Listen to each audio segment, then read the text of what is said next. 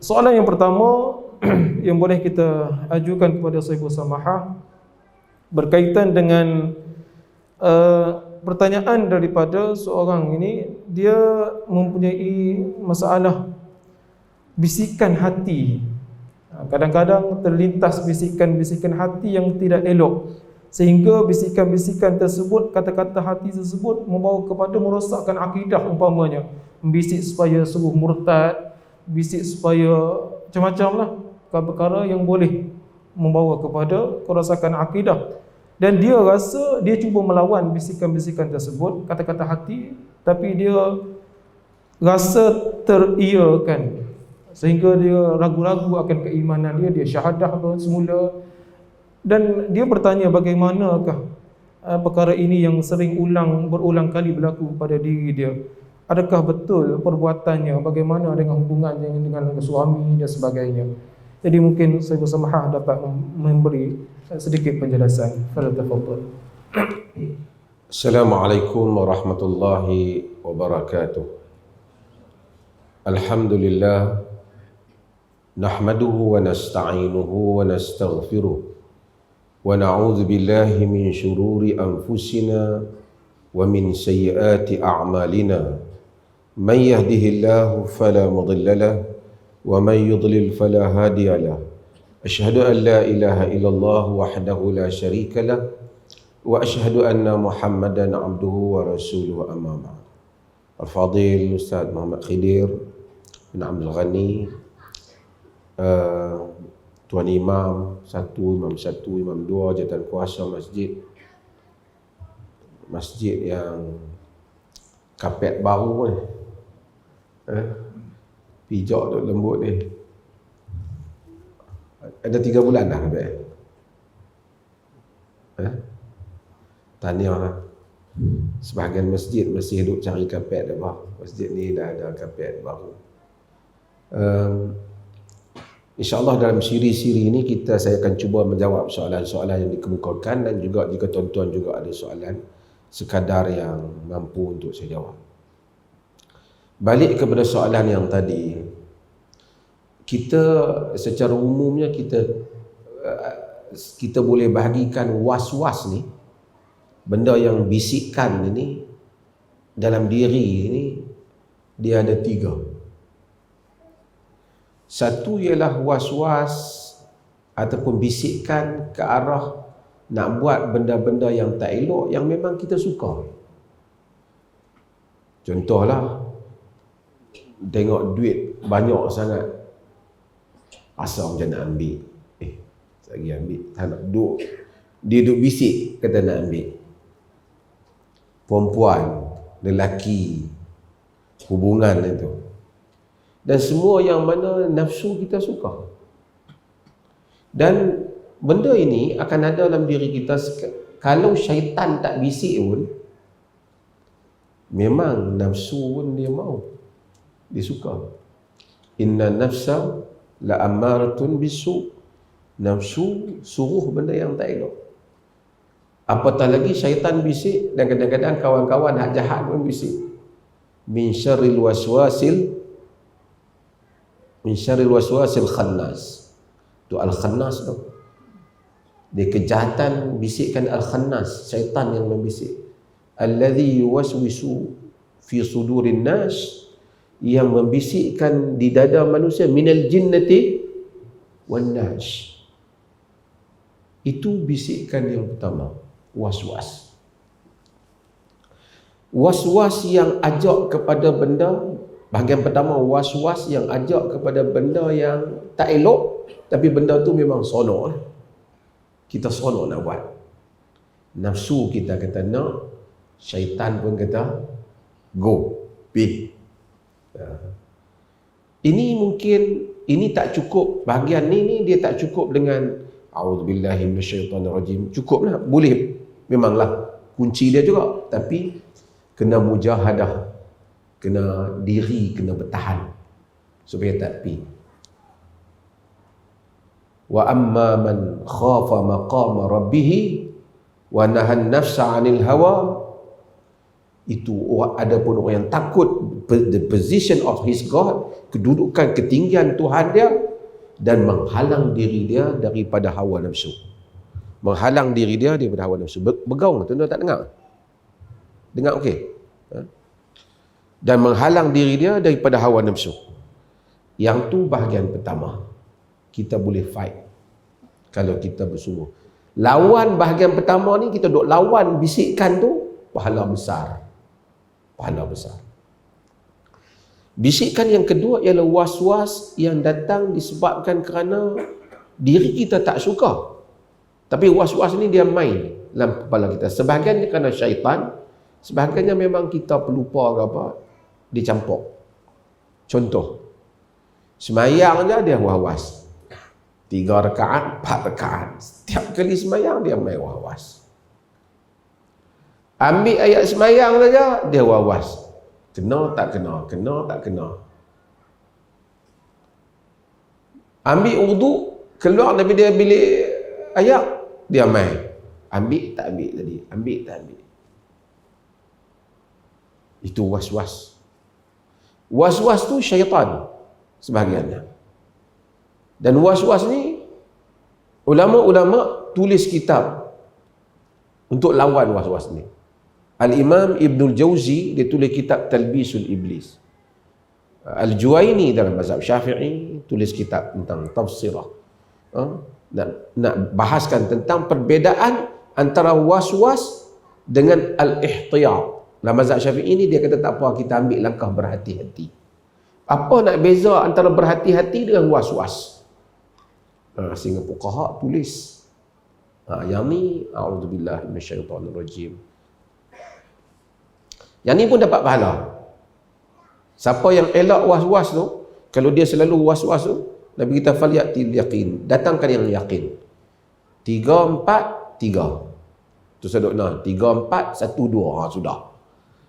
Tu bukan was-was dah. Dia ada wayar dah kacau. Was-was ni macam tu. Bila tawaf, bila apa, dia was-was. Yang ni biasanya taklah begitu besar. Tak begitu besar. Kadang-kadang ada juga bisikan-bisikan yang lain. Wah-wah syaitan ni banyak. Kadang-kadang bisikan tu dia main tentang isteri dia. Tadi aku kata benda tu talak ke tak talak? Dia duduk buat kacau. Itu was-was. Tapi was-was tu kita tak suka. Kita lawan dia. Kadang-kadang a'udzubillahi minasyaitonirrajim. A'udzubillahi minasyaitonirrajim. InsyaAllah sesat. Tapi ada bahagian yang ketiga yang sangat berat. Dia bukan soal syaitan saja, dia dah main sejenis penyakit dalam psikologi dah. Di mana dia bila main yang ni, dia sat-sat dia rasa macam nak keluar agama. Dia tak keluar. Dia ni penyakit. Lepas tu dia rasa macam nak talak bini.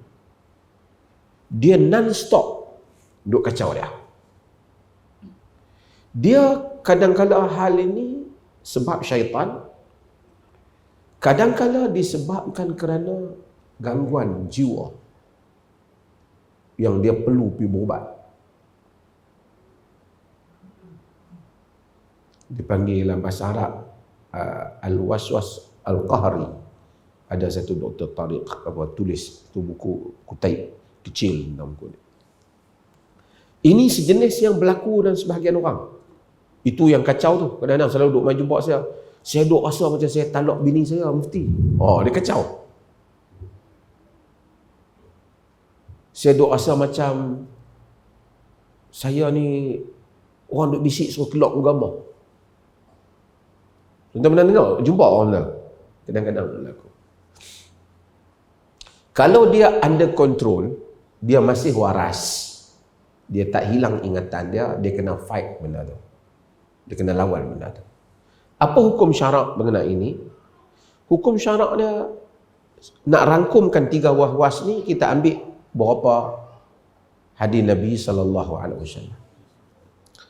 Antaranya ialah hadis yang sahabat kata kepada Rasulullah SAW. Ya Rasulullah, inna najidu fi anfusina ma yata'azzamu ahaduna an yatakallama bih. Kami, wahai Rasulullah, kadang-kadang ada dalam diri kami ni benda yang rasa berat, kami tak berani nak sebut benda tu. Ini dalam riwayat Muslim, dalam riwayat Imam Ahmad dalam Musnad. Dia kata bahawasanya ini ajidu fi nafsi bi syai' la an akhir minas sama ahabbu ilayya min an atakallama bih. Aku rasa dalam diri aku ni Rasulullah, satu benda yang kalau aku ni jatuh daripada langit, lebih aku suka daripada aku sebut benda ni. Maksud benda kufur tu. Dalam riwayat Muslim yang tadi, yang awal, Nabi kata, awajatumu, kamu rasa benda tu ke? Kamu ada benda tu? Na'am ya Rasulullah. Ya wahai Rasulullah. Nabi kata, dzalika sarihul iman. Yang demikian itu iman yang sarih, iman yang jelas. Maksud kamu rasa ada, kamu lawan dia, tu tanda kamu beriman.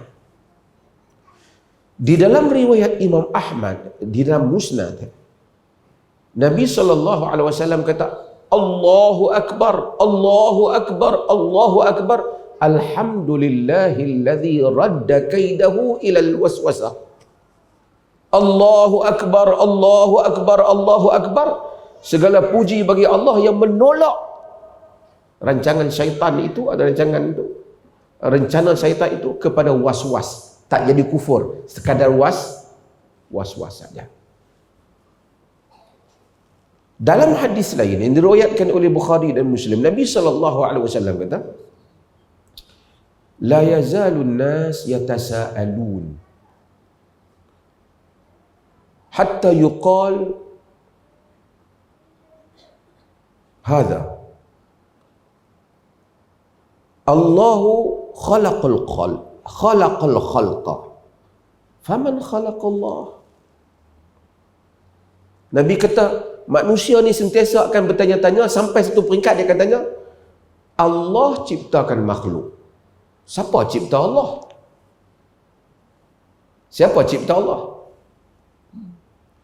Nabi kata siapa yang dapati hal itu, dia kata apa? Amantu billah. Aku beriman dengan Allah. Jawapan dia ada. Allah cipta makhluk kena makhluk. Allah tak ada siapa pencipta lah. Allah tidak duduk dalam sistem masa tu. Allah tidak ada kemarin, sebelum, besok. Allah tak ada. Masa tu sendiri Allah cipta. So tak ada timbul bila Allah cipta, sebelum Allah ada, bila Allah tak ada sebelum. Sebab Allah ni menciptakan segala-galanya. Allahu khaliqu kulli syai. Allah menciptakan segala-galanya, termasuklah menciptakan time, masa. So tak ada lah bagi masa. There is no before and after for the essence of God ataupun for God. Tak ada sebelum dan selepas. Huwal awwalu wal akhir. Allah yang pertama, yang terakhir. The first and the last. Allah yang pertama, yang terakhir. So tak ada. Tapi Nabi kata, bukan semua orang boleh faham kita cakap macam tu. Kata amantu billah, aku beriman dengan Allah. Aku beriman dengan Allah. Satu lagi dalam hadis Nabi kata, innallaha tajawaza an ummati ma hadathat bihi nafs anfusaha ma lam tatakallam atau ta'mal. Dalam riwayat ma lam yatakallamu bihi atau ya'malu.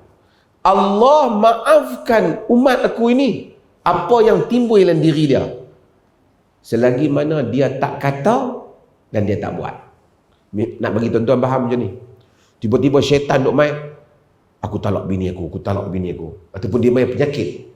Nabi kata lagi kita tak kata, lagi kita tak buat, tak kira. Faham tuan? Maksudnya lagi kita tak kata tak buat, Tuhan maafkan. Hatta buat contoh kasar sikit, aku nak berzina ni, aku nak berzina. Lagi kita tak buat, kita tak kira. Tuhan maaf. Walaupun lintah tak elok. Kalau dah niat azam nak buat, niat nak buat, itu Tuhan kira. Niat nak buat ni macam mana? Memang betul-betul nak buat, cuma pipi tak ada nak buat pasal benda tu tak ada. Yang tu kita nak pergi tikam nombor akaun, alhamdulillah tak ada lah dia perlih ni. Orang duk tanya mufti perlih, duk cakap banyak. Pasal apa tak hapuskan kedai-kedai akaun dia perlih? Perlih tak ada kedai. 1-2 kedai tu, hak tu dia tulis orang Islam jangan masuk. Melainkan pakai topi keledar masuk, kita tak tahu siapa, tu cerita lain. Itu pun boleh kira tak sampai 5 jari pun. Okey. Allah ampunkan benda yang hanya timbul was-was dalam diri kita. Tak berlaku. Azam ni lain. Azam ni kita nak pergi buat, kita pergi Allah tutup pula. Kalau tak tutup memang kau masuk tikam lah. Itu lain. Itu lain. So ini adalah hadis-hadis Nabi SAW yang memberikan gambaran selagi mana orang tu tak cakap tak jadi. Okey, kata dia cakap. Dia cakap dah dua. Kalau dia hilang akal, tuan-tuan ada orang dia hilang akal, dia kena makan ubat. Kalau dia tak makan ubat, apa? Bekas macam ni, sekali dia nampak besar. Ayak ni nak tuang timpa pada dia. Itu dia main penyakit lah. Tapi kalau dia duduk main kacau dalam fikiran dia,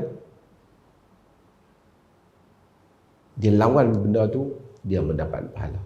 La yukallifullahu nafsan illa wus'aha. Allah tak hukum diri, tak membebankan satu diri melainkan dengan kadar mampu dia. Kalau dia kontrol, tiba-tiba dia terkeluar, bukan dia niat nak keluar mulut dia. Yang mana sabqul lisan, terkeluar daripada lidah, apa yang dia tak maksudkan, juga hukumnya dimaafkan oleh Allah Ta'ala. Allahu a'lam.